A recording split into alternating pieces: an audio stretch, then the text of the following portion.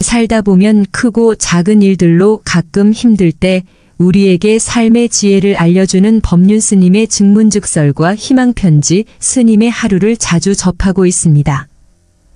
법륜 스님의 하루에서 죽음의 두려움을 극복하는 방법이 마음에 와닿아 올려봅니다. 첫째, 성실한 삶을 살아야 합니다. 우리가 어떤 일이든 정성을 다하는 사람을 성실하다고 합니다. 정성을 다한다는 것은 꾸준하게 노력을 한다는 의미입니다. 또한 사람이 거짓 없고 진실할 때 성실하다고 말합니다. 그런즉 꾸준히 정성을 다하고 진실하다고 하더라도 자기가 한 일에 대해 떠벌리고 다니거나 말이 많으면 성실 하나는 평가를 받지 못합니다. 자신의 장점이 많다고 하더라도 어디에 가서 함부로 자랑을 하기보다는 대개 조용하고 말이 적은 사람을 성실하다고 말합니다. 그래서 어떤 일이든 정성을 다하고 거짓이 없고 진실하며 비교적 말이 없고 묵묵히 자기 일을 해나갈 땐 그 사람은 참 성실하다라고 표현합니다. 둘째, 자제하는 삶을 살아야 합니다. 자제한다는 것은 자신의 욕망을 스스로 제어할 줄 안다는 의미입니다. 밥을 먹더라도 맛에 집착해서 과식하지 않고 술을 마시더라도 과음하지 않고 사는데 필요한 재물이라고 하더라도 능력에 비해 과하게 욕심을 내지 않는 삶을 살아야 합니다. 즉, 자신의 욕망을 스스로 제어할 줄 알아야 합니다. 자신의 성질을 드러내는 것이 아니라 어느 정도 제어할 줄 알 때 그 사람을 가리켜 좋은 사람, 인격자이라고 합니다. 셋째, 인내하는 삶을 살아야 합니다. 자기 내부의 욕망을 스스로 제어하는 것을 자제라고 한다며 외부의 도전이나 어려움을 견디는 것을 인내라고 합니다. 이는 타인의 비난이나 일을 하면서 겪는 어려움 등 외부에서 주어지는 불리한 조건을 참고 이겨내는 것을 말합니다. 어려움이 닥칠 때 힘들어서 못하겠다 이렇게 불평하기보다는 길게 내다보고 그런 장애를 이겨내는 힘을 말합니다. 성실함, 자제, 인내 이 세 가지는 모두 타인에게 피해를 주지 않고 자기 자신을 온전하게 보호하는 덕목입니다. 성실함은 타인에게 피해를 주지 않고 자신의 이익을 갖는 행위입니다. 자제도 타인에게 피해를 주지 않고 자신을 해치지 않는 행위입니다. 인내도 자신의 이익을 멀리 내다보고 장애를 이겨내는 행위입니다. 이 세 가지를 갖춘 사람은 자신의 이익을 해치지 않고 잘 보존해 나가는 사람이라고 할 수 있습니다. 그러나 다른 사람에게 무언가 덕을 주는 사람은 아닙니다. 즉, 다른 사람이 존경하긴 하지만 그렇다고 좋아하지는 습니다. 넷째, 살아가면서 베풀어야 합니다. 다른 사람이 좋아하는 사람이 되려면 그들에게 이익을 주어야 합니다. 여기에서 네 번째 덕목인 베풀미 나옵니다. 내 스스로의 힘으로 성실하게 삶을 살았다 하더라도, 즉 살면서 타인에게 빚진 게 없다고 하더라도 어려운 사람을 보면 도와주고 넘어진 사람을 보면 일으켜주고 힘들 사람을 보면 격려해주는 베풀미 있어야 합니다. 이 네 가지의 길을 간다면 비록 고행을 하지 않더라도 많은 지식이 없다고 하더라도 명성이 없다고 하더라도 지위가 높지 않다고 하더라도 머리 깎고 스님이 되지 않았다고 하더라도 죽은 뒤의 일을 걱정할 필요가 없습니다. 우리가 살면서 위 네 가지만 잘 지키고 살면 저 세상을 간다고 해도 아무런 걱정이 없다고 합니다. 특히 나이 들어가면서 행복하게 살려면 특히 베풀며 나누고 살아야겠다는 생각이 더 드는 것 같네요. 제가 신사임당 유튜브를 즐겨 듣는데 정신과 전문의인 이근우 박사와의 인터뷰에서 죽음에 임박한 사람들에게 다시 태어나면 꼭 해보고 싶은 세 가지를 물어봤는데 그중 하나가 베풀고 나누며 살고 싶다는 내용입니다. 나이가 들면서 예전이 들어오지 않았던 말들이 마음에 더 와닿는 것 같아요. 코로나 사태로 인해 많은 사람들이 힘들어가고 있는 요즘 서로 베풀고 나누며 성실, 자제, 인내를 가지고 살면 조금이라도 괴로움에서 벗어나 주어진 삶이 좀 더 행복해지지 않을까 하는 마음이 드네요. 지난주에는 강서구에 있는 한 요양원에 다녀왔다. 한참을 앉았다 나올 때는 마음이 어두웠다. 그곳에 계신 분은 나이 먹은 아들 보고 계속하여 집에 보내달라고 졸랐다. 아들은 엄마가 여기서 좀 나으면 집에 가게 해주겠다고 대답하였다. 요양원은 말 그대로 요양하는 곳이지 치료하는 곳이 아니다.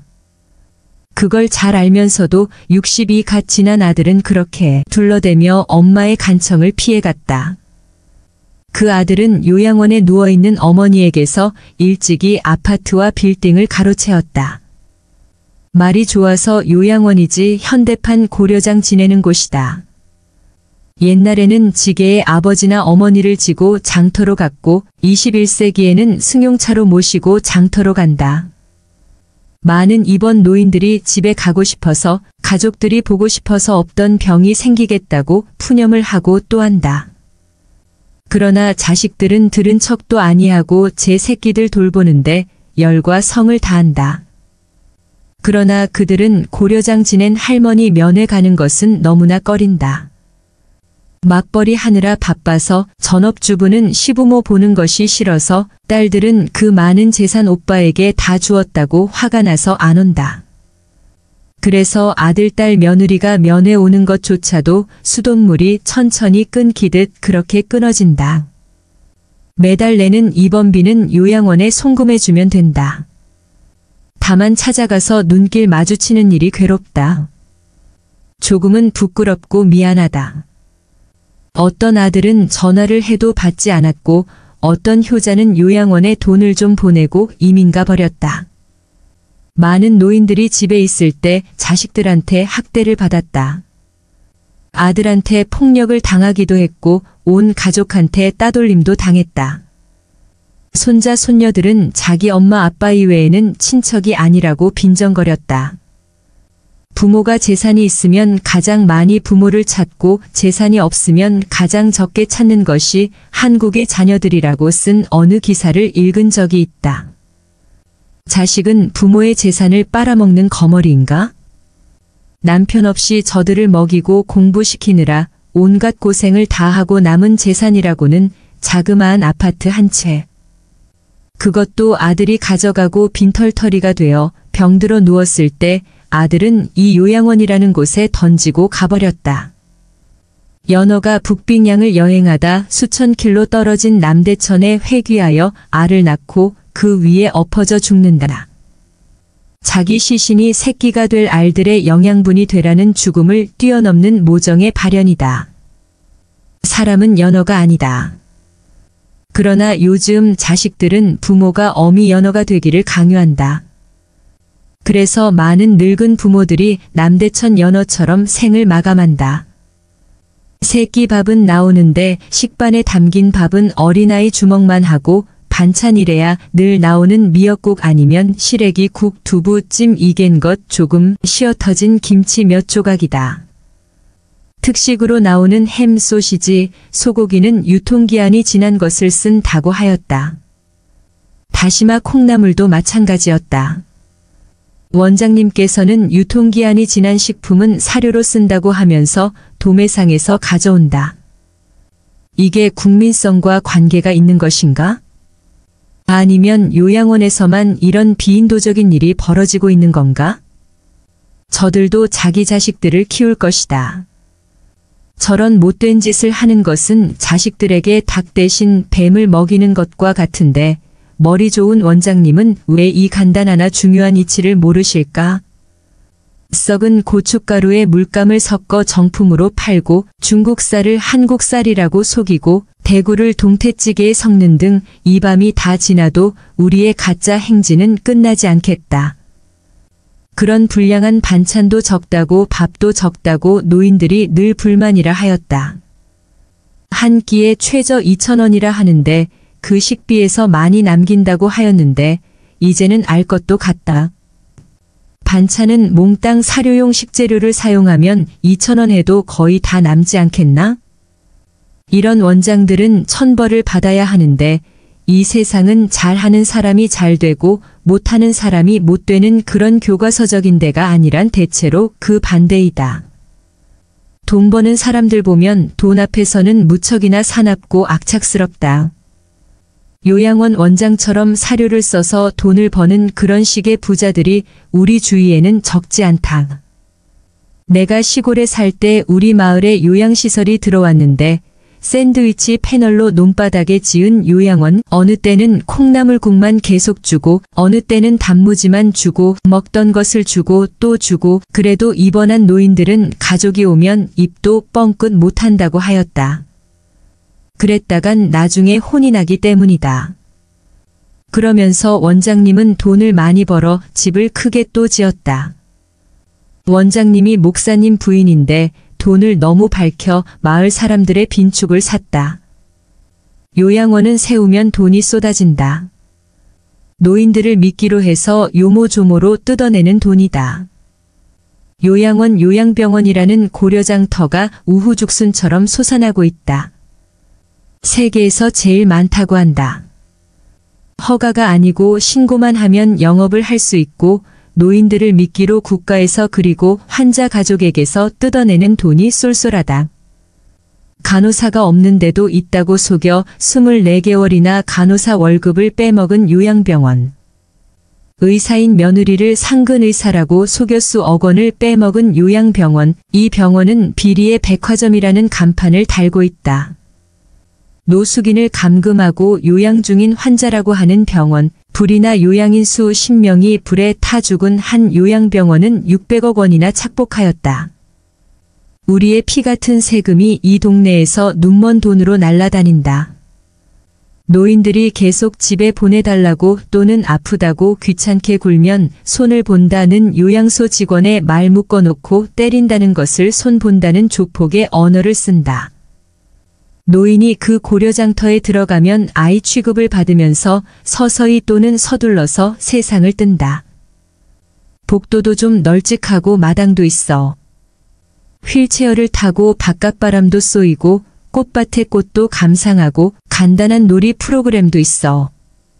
수용자들의 꽉 막힌 숨을 터주어야 하는데 선진국에서는 그런 규정이 엄격하여 노인들 편의시설 놀이 프로그램 등이 잘 갖추어 있다는데 여기서는 도심지 지하 노래방 2층, 상가 2층에 당구장이나 교회 옆에 있어.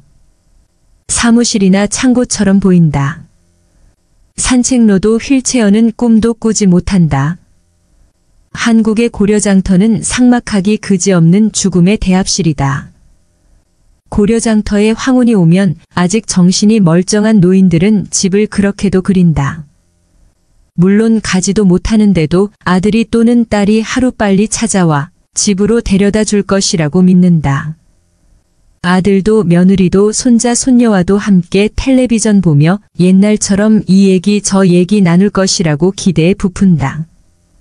그러나 자기를 집으로 데려가는 아들도 딸도 없다.